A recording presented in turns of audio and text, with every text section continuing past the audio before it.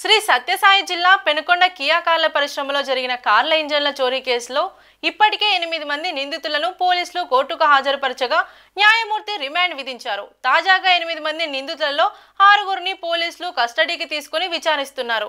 ఈ నేపథ్యంలో పోలీసులు నిందితులను ఢిల్లీ, తమిళనాడుకు తీసుకుని వెళ్లి క్షేత్రస్థాయిలో విచారణ చేపట్టారు. చోరీ అయిన 940 ఇంజన్లలో 288 కార్ ఇంజన్లను ఢిల్లీలో విక్రయించినట్లు పోలీసులు గుర్తించినట్లు సమాచారం. మిగతా ఇంజన్లు ఎక్కడ విక్రయించారు, కియా ఇంజన్ల చోరీలో ఎంతమంది పాలు పంచుకున్నారనే దానిపై పోలీసులు ఆరా తీస్తున్నారు.